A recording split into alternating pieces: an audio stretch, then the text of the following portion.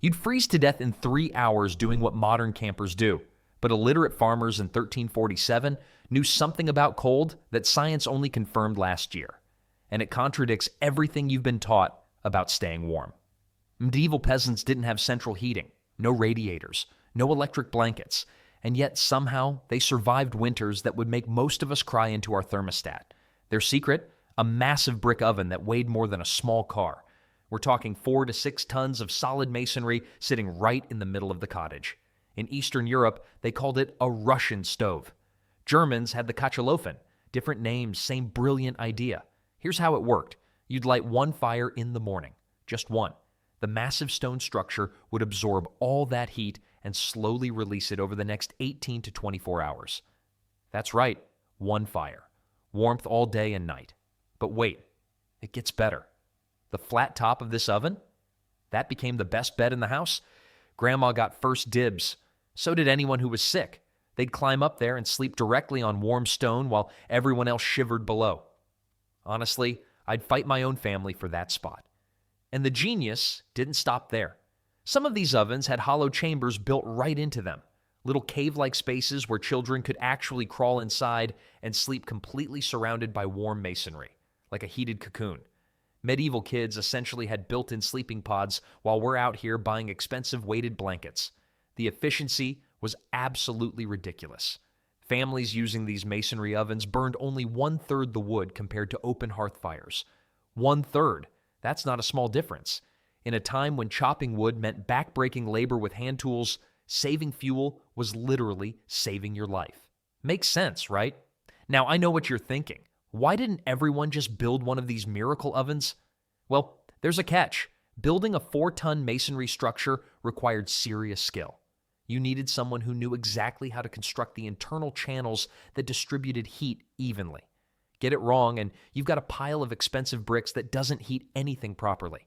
The rich families hired specialists. Poor families passed construction knowledge down through generations like a precious family recipe. Except instead of grandma's cookies, it was grandma's survival technology. Here's what really gets me, though. We think we're so advanced with our smart thermostats and heated floors. Meanwhile, medieval peasants figured out thermal mass heating 800 years ago. They understood that stone holds heat better than air. They knew that slow release beats constant burning.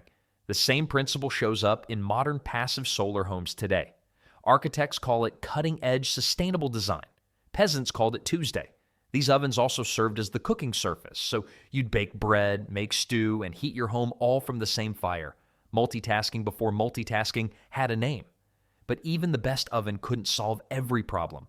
The rest of the cottage was still freezing. Drafts came through every gap in the walls. Cold air pulled at the floor. So peasants needed another solution for when they finally had to sleep. Here's the thing about medieval cottages. They were drafty nightmares. Wind came through every crack, every gap, every poorly sealed window. Keeping the whole room warm? Forget it. So peasants got clever. If you can't heat the room, heat a smaller space. Enter the box bed. These weren't beds like we know them. They were basically wooden closets you slept inside.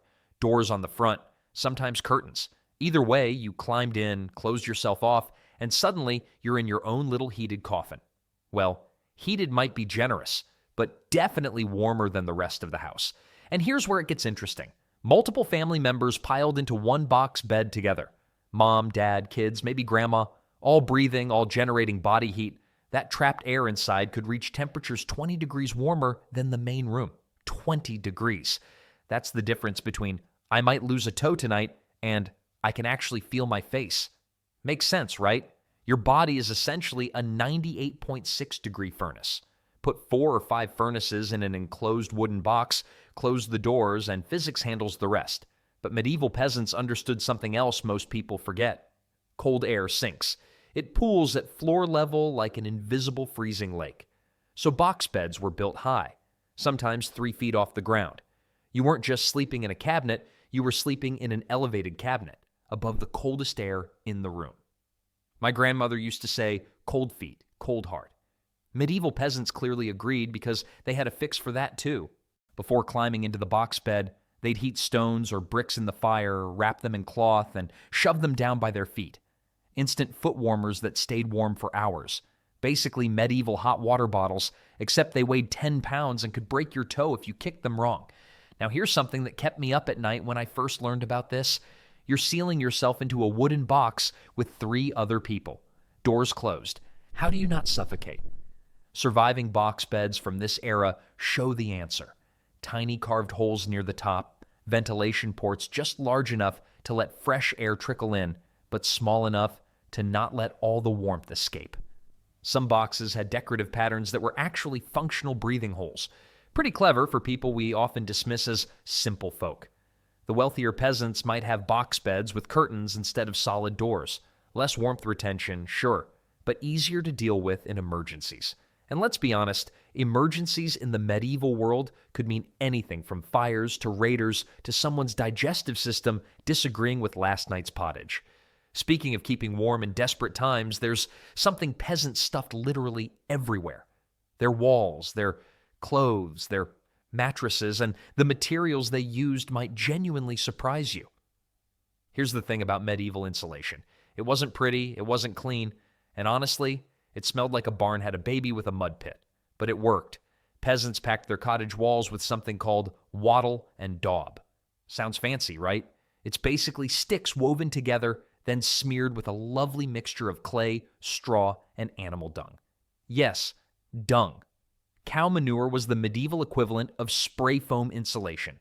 The mixture dried rock hard and trapped air pockets that actually kept heat inside. My grandfather used to say you could judge a man by his walls. In medieval times, that meant judging how well he mixed his poop. Now the walls were just the beginning. Clothing needed stuffing too. And since goose down was reserved for nobles and wealthy merchants, peasants got creative. They literally stuffed their tunics and hose with straw, hay, or dried leaves. Picture walking around looking like a scarecrow came to life. Fashion wasn't exactly the priority when frostbite was knocking at your door. But here's where it gets interesting. Different regions discovered different stuffing materials, and some worked shockingly well. Dried bracken fern became a favorite in many areas, not just because it trapped air effectively. The fern naturally repelled fleas and lice, so you stayed warm and didn't become a walking bug buffet. That's medieval innovation right there. 2 birds, 1 fern, then there was cattail fluff. You know those tall plants with the brown hot dog-looking tops? Inside those cylinders lies fluffy material that, pound for pound, insulates nearly as well as modern synthetic materials. Medieval peasants figured this out roughly 800 years before scientists confirmed it in laboratories. Makes you wonder who the real geniuses were. Sheep wool was another option, but peasants used it differently than you'd expect. They didn't clean it first. Raw wool still contains lanolin, a natural oil that makes the fiber water resistant. Wet insulation is useless insulation. Peasants knew this instinctively, so they wrapped themselves in greasy, smelly, unwashed wool. Comfortable? No? Effective? Absolutely. And the drawbacks? Well, there were plenty. All this organic stuffing attracted vermin like a medieval nightclub. Mice loved burrowing into straw-filled walls. Insects made homes in clothing stuffing. The materials compressed over time, losing their insulating properties. Moisture seeped in and caused rot. Peasants spent enormous amounts of time replacing, restuffing, and repairing throughout winter. It was basically a full-time job just staying warm. Some families replaced their wall mixture every single year. Others patched constantly, adding fresh dung whenever gaps appeared.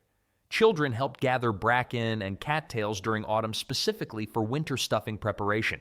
The whole household participated because survival depended on it. Here's what strikes me most. These people had zero scientific knowledge about thermal dynamics or R values. They just experimented, observed, and adapted. Generation after generation refined these techniques until they worked remarkably well. But stuffing walls and clothes only solved half the problem. Heat still escaped through one major source that peasants couldn't plug or stuff. And their solution to that? It involved keeping something burning for months straight without ever letting it die. Here's the thing about medieval peasants and fire. They weren't stupid. They just had different priorities than we do. Walk into any peasant cottage before the 1400s and you'd notice something strange. No chimney. Just a fire pit in the middle of the floor with smoke drifting up through a hole in the roof. Seems primitive, right? Like they hadn't figured out basic engineering. Wrong. That design was completely intentional. And honestly, Kind of brilliant. See, all that smoke hanging around in the rafters wasn't a bug, it was a feature. The smoke killed insects living in the thatch roof. It preserved the wooden beams from rot. It even added a layer of soot insulation that kept heat from escaping.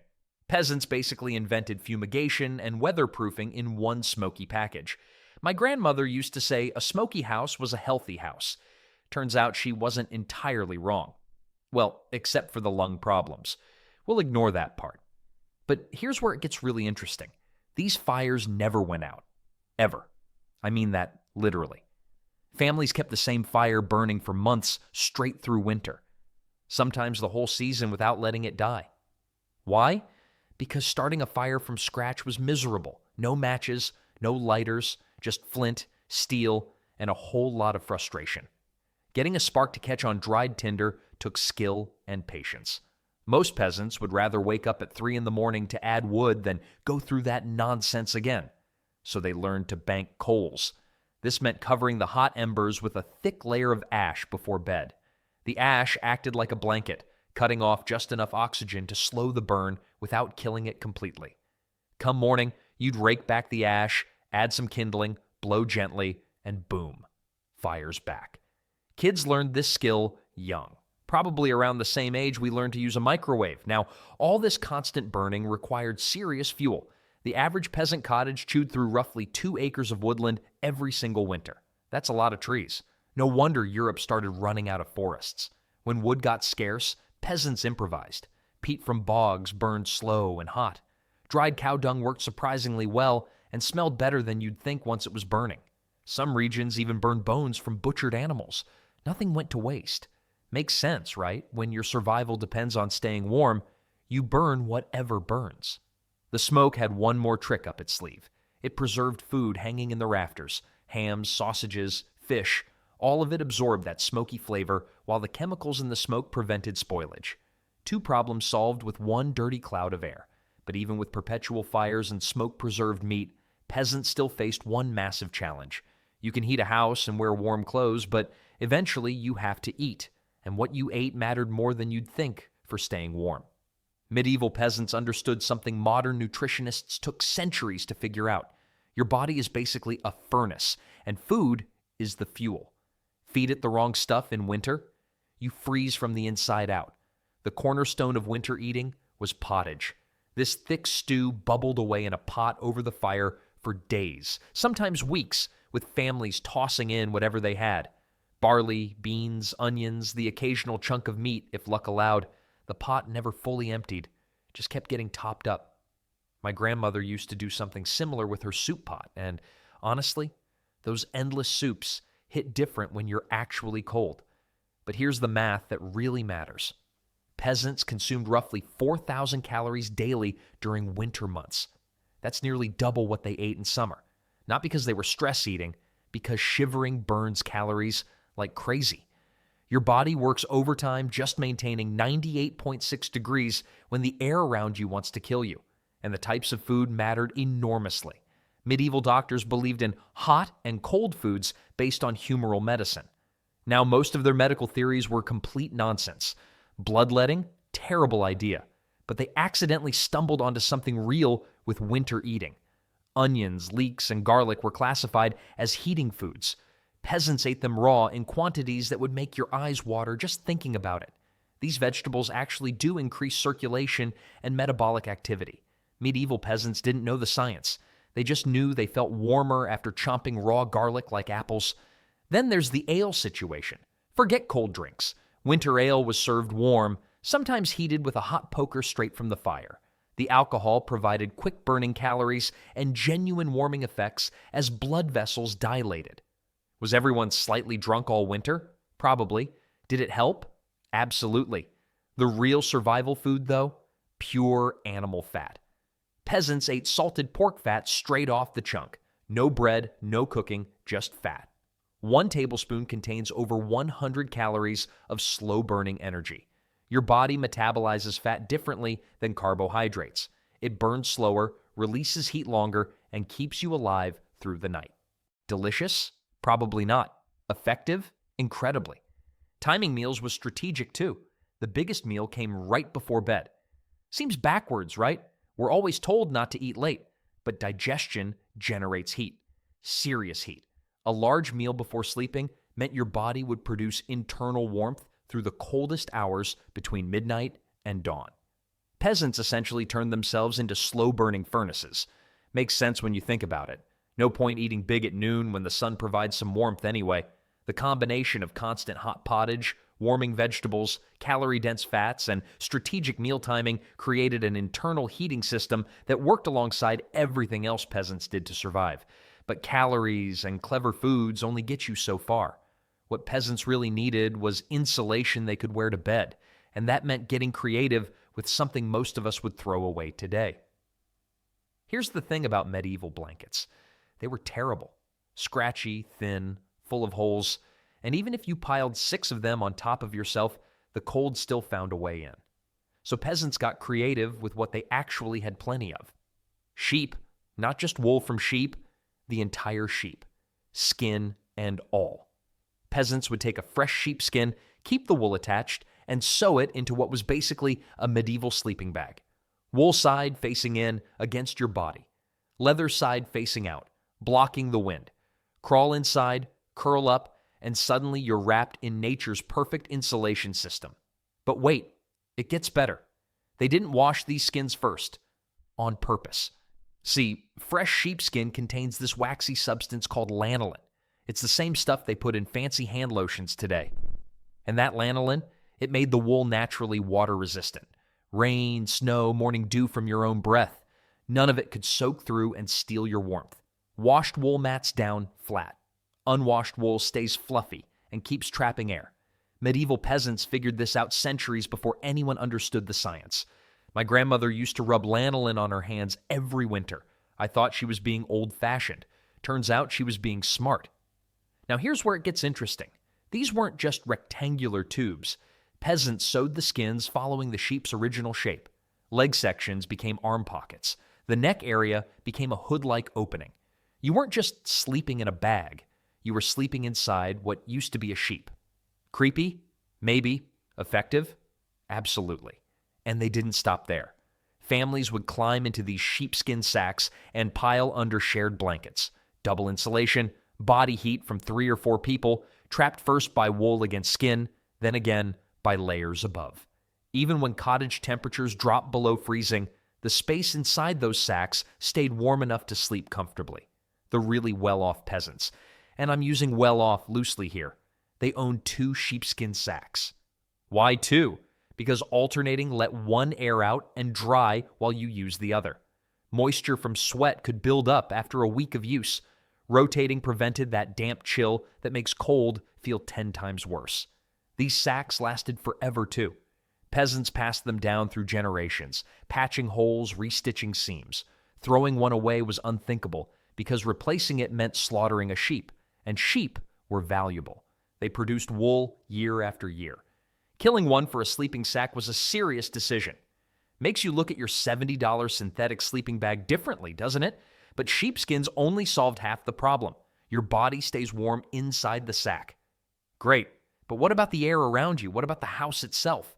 Some peasants figured out they didn't need to heat the air at all.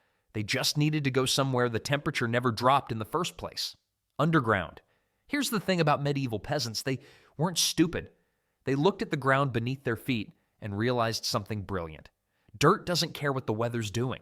Soil temperature stays around 50 to 55 degrees Fahrenheit. Always. Blizzard outside, 55 degrees underground. Freezing rain turning everything to ice. Still 55 degrees down there. While the air above might drop to 0, the earth just sits there like a smug neighbor who already finished their Christmas shopping in July. So peasants did the obvious thing. They dug. Many families built homes partially carved into hillsides. Not caves exactly, but earth-sheltered structures where one or more walls consisted entirely of packed dirt. The hillside became free insulation. No chopping wood, no hauling peat, just millions of pounds of earth doing the heavy lifting. And the weird part is, this wasn't considered primitive. It was strategic. Sunken floor designs became incredibly common. Peasants would dig their living space 2 to 3 feet below ground level. Step inside, and you literally descended into warmth. Cold air is heavier than warm air, so you'd think sinking lower would make things worse. But ground temperature trumps air temperature every time. The floor radiated 55-degree warmth upward, while winter howled uselessly overhead. Root cellars weren't just for storing turnips either. During extreme cold snaps, entire families retreated underground to survive. Grandpa, the kids, maybe even the goat. Everyone huddled in what was essentially a dirt bunker while temperatures above plunged to deadly levels. Some historians believe this is why root cellars were built larger than food storage actually required. They were emergency shelters. Now, the Vikings took this concept and sprinted with it. Archaeological digs across Scandinavia have uncovered pit houses, where people lived almost entirely underground during brutal Nordic winters. We're talking sunken rooms with sod roofs and earth-packed walls. Basically, hobbit holes, except the inhabitants were 6-foot-tall Norsemen who probably complained about the ceiling height.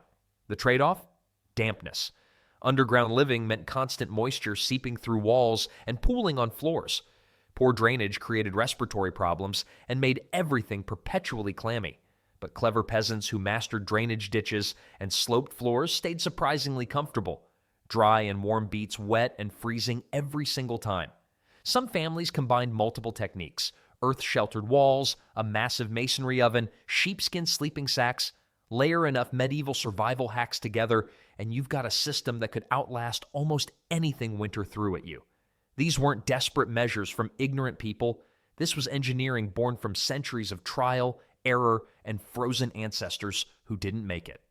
Every trick we've covered passed down through generations because it worked. Modern heating bills would make medieval peasants laugh. Or cry, probably both. They survived brutal winters using nothing but creativity, cooperation, and a deep understanding of how heat actually behaves. No electricity, no central heating, just human ingenuity doing what it does best. Sometimes the old ways really were better.